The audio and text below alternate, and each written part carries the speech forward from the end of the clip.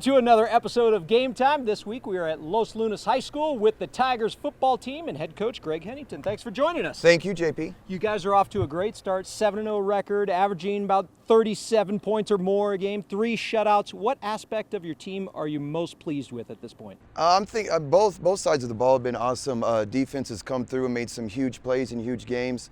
We've been able to punch the ball in when needed. So, I mean, overall, it's been great on both sides. You guys have a bye this week. Does it come at a good time? Is this a good time to kind of get that break, or would you rather kind of keep this train moving? How do you keep them focused? Well, you know, bye weeks are always difficult to keep them focused. These guys are pretty good about it, though. They understand the overall goal. Your quarterback, Paul Searmans, is big, tough, mobile, strong arm, and only a junior. What else am I missing in a description of this guy? I mean, you hit it on the head, but overall, he's a great kid and a great person, so that's what we like the most. How have you guys been getting it done offensively, putting up those numbers week in and week out? Well, I think it's been a tough transition, 2 different styles of offense, but the guys have had an open mind about it, and they've done everything we've asked them to do. So I think they're really getting into the physical aspect of it, and they're starting to really enjoy running the ball. How has that transition been, you with the first year with this program here? It's been awesome. The kids have been great. I think they welcomed me right off the bat. Both of us were extremely excited to get moving, and the goals never changed, so just a little different avenue, I guess. Looks like Los Lunas will likely make the jump up to Class 6A. How do you think this group will compete?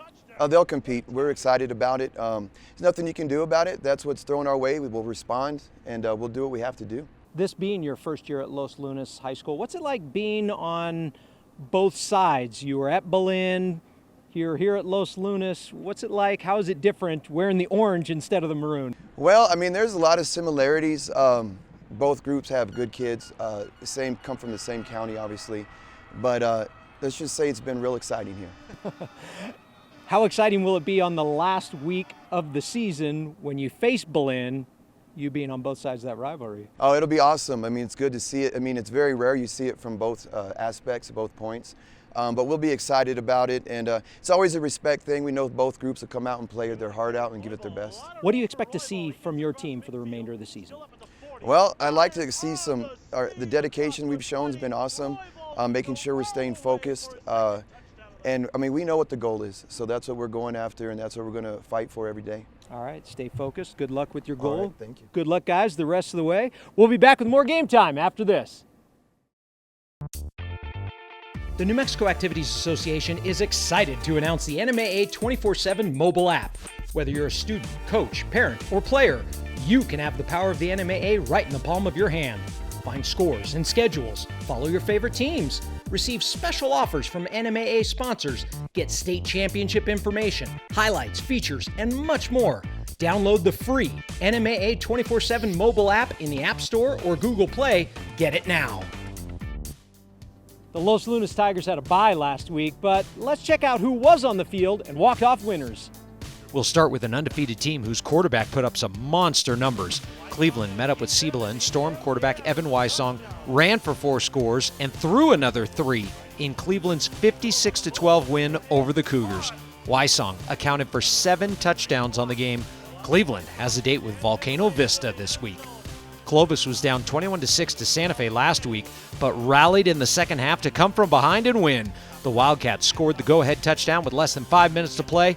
Clovis with back-to-back wins, taking down Santa Fe 28-21. Piedra Vista made the trip to Santa Fe to take on Capital.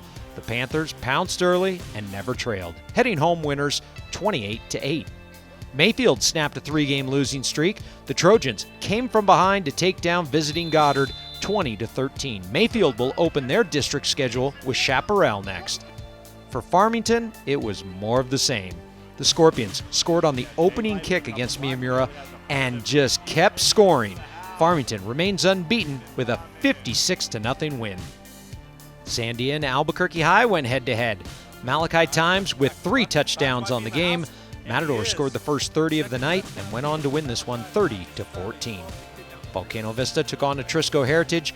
Caden Valdez caught the first touchdown less than a minute into the game, and the Hawks soar to another win, 61-9. Oregon Mountain snapped a 3-game losing streak.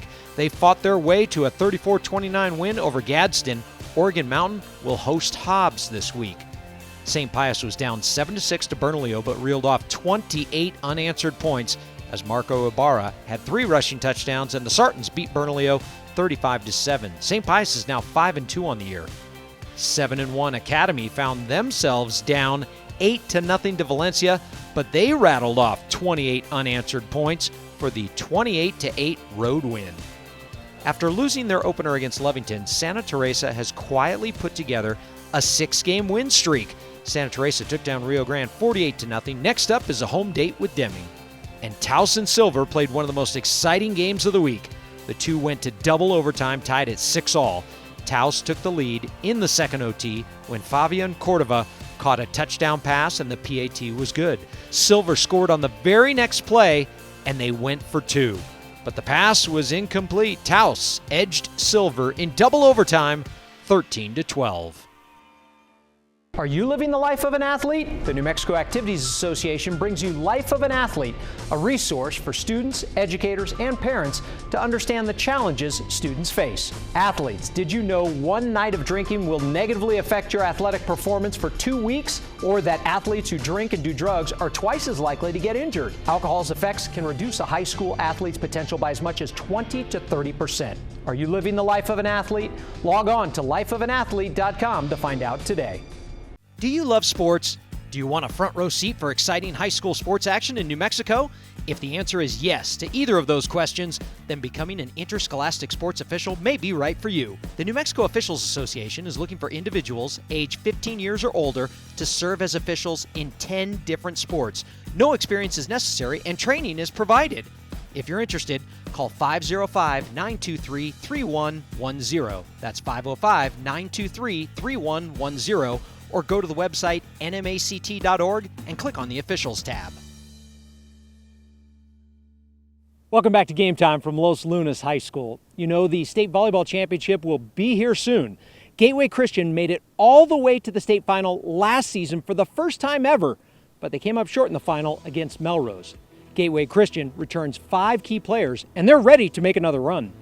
Our outside hitters are doing really well right now. That's MJ Stevens, number 7, and Hannah Lilly, number 5. And Hannah's twin sister is our lead setter. She played a 5-1 for us last year in the state tournament, and this year we have another setter giving her a little bit of relief, but she's putting everything she has into it.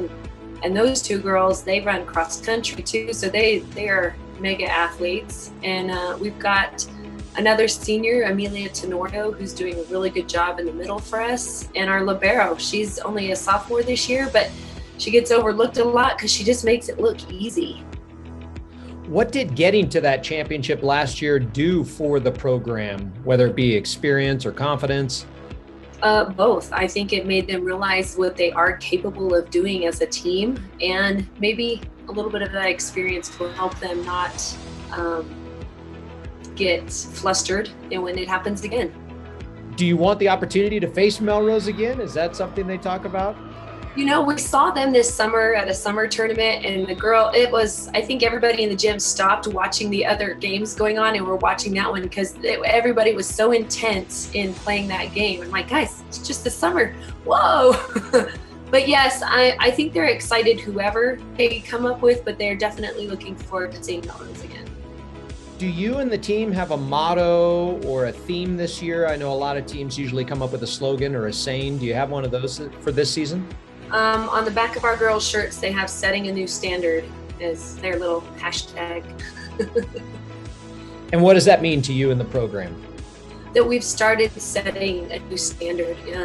These girls have put in a lot of time in the weight room. They're putting in extra hours. They're working hard to set a new standard for the girls following that in their footsteps to live up to. What's that mean for you as a coach to watch that progression? You've been with the program for so long. Now you really see it on that upward trajectory. You're having another great year. How rewarding is that for you as a coach? It's very rewarding.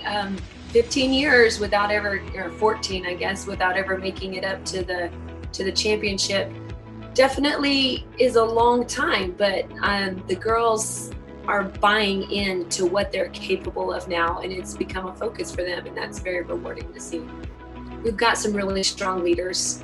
These girls have decided to take ownership over their team this year, and they're not necessarily looking to me and my assistant coach to be the leaders. We're just there to assist them, and taking ownership over that and creating quite a culture within their team has been, I think, a big step forward for them. What would it mean to have the opportunity to lift that blue trophy at the end of the season? I think those girls that would probably be the epitome for them. Do you think this team has what it takes to finish on top?